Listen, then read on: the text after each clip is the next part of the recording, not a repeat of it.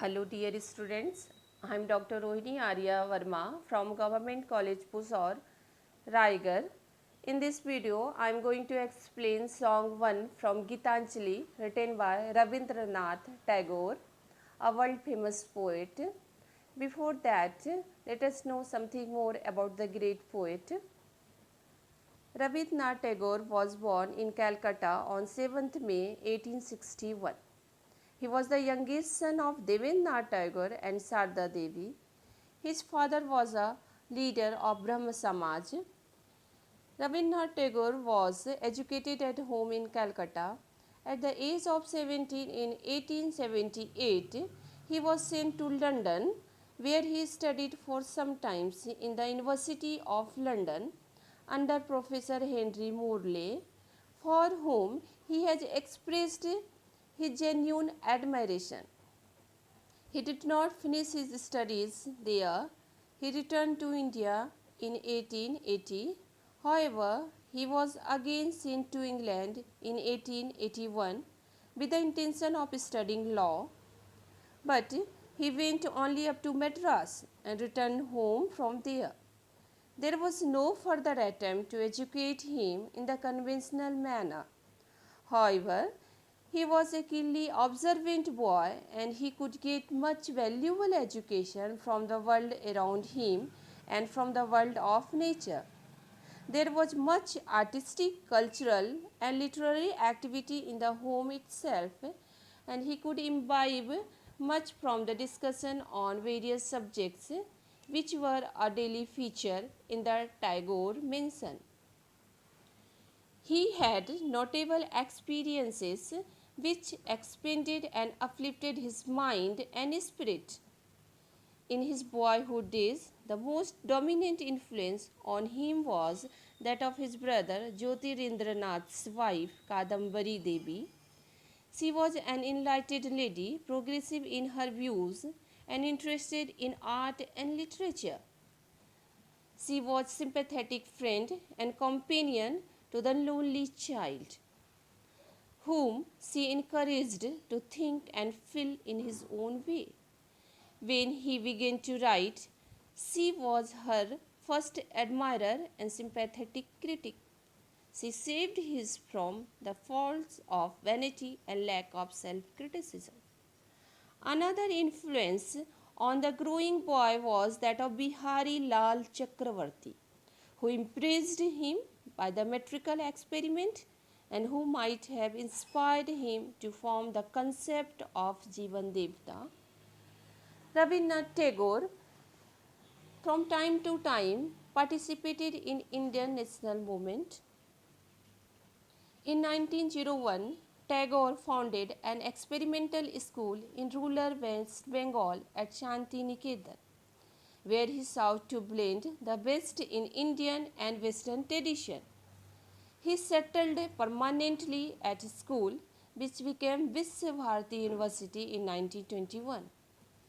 Years of sadness arising from the deaths of his wife and two children between 1902 and 1907 are reflected in his poetry, which was introduced to the West in Gitanjali in 1912.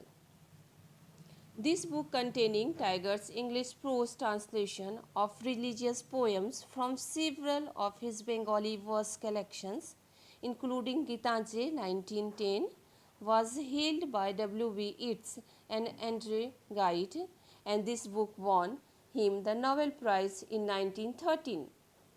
Tagore was awarded a knighthood in 1915 also, but he repudiated it in 1919 at a protest against the Amritsar Jallianwala Bagh massacre. Tagore was a born poet. His art and genius underwent a gradual process of evolution.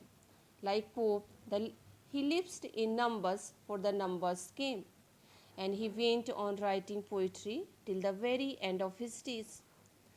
The period of his active poetic creation covers over 60 years, and as in the case of W.B. Yeats, Rabindranath Tagore was a prolific writer which ranged from poetry and songs to short stories and plays.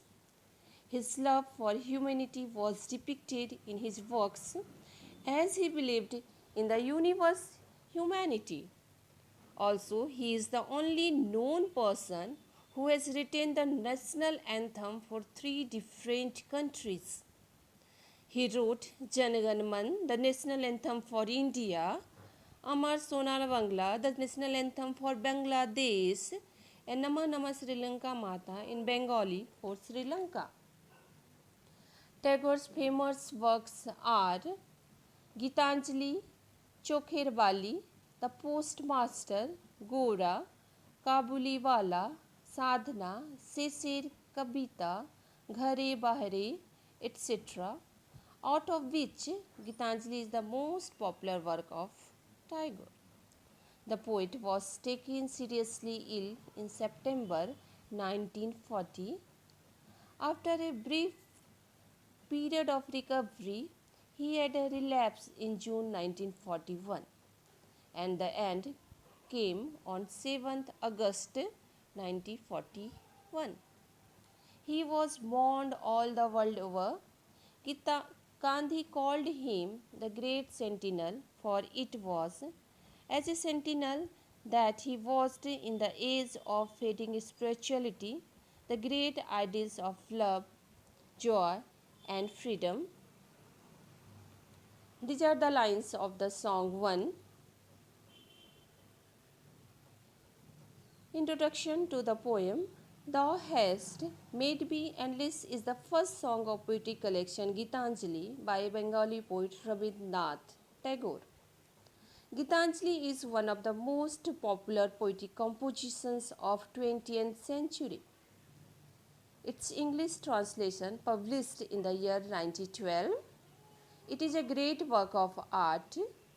Rabindranath Tagore won Nobel Prize for Literature in 1913 for his work Gitanjali. Gitanjali means song offering. Summary. The poet begins his song offering in a spirit of absolute humility. Human soul is eternal and immortal. It is the will of God that it should be so. Human body is like a weak vessel which can easily be broken. God fills this body again and again. Human life is constantly renewed. Man dies and is born again in another shape. Thus, the line suggests faith in Hindu doctrine of transmigration. The poet now compares himself to a flute made of reeds and God to a flute player, a skilled musician. God, the musician, plays upon his flute, the poet, and he plays upon it everyone over the hills as well as in the valley. And he always plays fresh and new melodies. The poet means that he can sing and compose poems only when he is inspired by God, and it is only under divine inspiration that he is able to sing songs always fresh and new. The poet sings as he walks over hills and dales. This brings out the poet's faith in divine immanence. God is present everywhere in nature and ever a source of inspiration to true devotees like the poet. Whatever poetic talent he has, he owes it to divine inspiration.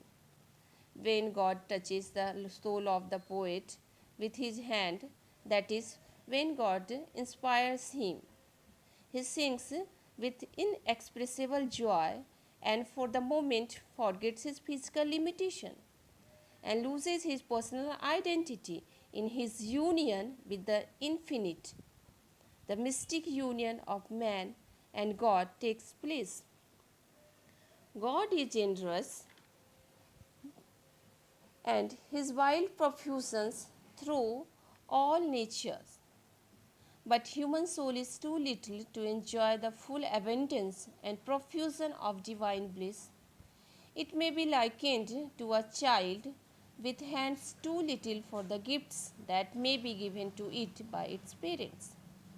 God had continued to pour his blessing through the ages, and still his blessings are not exhausted. God's gifts are infinite. Only man has not greatness enough and wisdom enough to make use of those gifts, and this accounts for his poverty and wretchedness. The theme of the poem is devotional and mystical. It constantly expresses the yearning of the individual soul for union with the infinite. The essential unity of man, God, and nature is again and again stressed. Poetic device. Tiger has made use of concrete images drawn from the world of everyday experiences to communicate highly abstract concepts. Thus, the body is first compared to a frail vessel and the soul to the water filled in it. Next, God is compared with the flute player and the human soul to a flute of reed. This mingling of concrete and the abstract runs throughout the Gitanjali. The epithet, flute, and reed bring out the full humanity of the poet. The Gitanjali is an humble offering of God to the divine. This frail vessel thou emptiest again and again. This line implies the theory of reincarnation of souls after death. The diction of the poem is so simple and economical, so much in contact with earth. There is no long involved sentence and no complexity of any kind. The language is simple and melodious. It is the poetic prose of highest kind. The poem is characterized by an immense variety and richness. The images are striking and picturesque. By the use of such imagery, the poet succeeds in vivifying highly abstract concepts. Now, conclusion. The poem has quiet and calm atmosphere. It is a wonderful piece of devotional and mystical poetry. It is a great and complex work of art. This is all about the poem.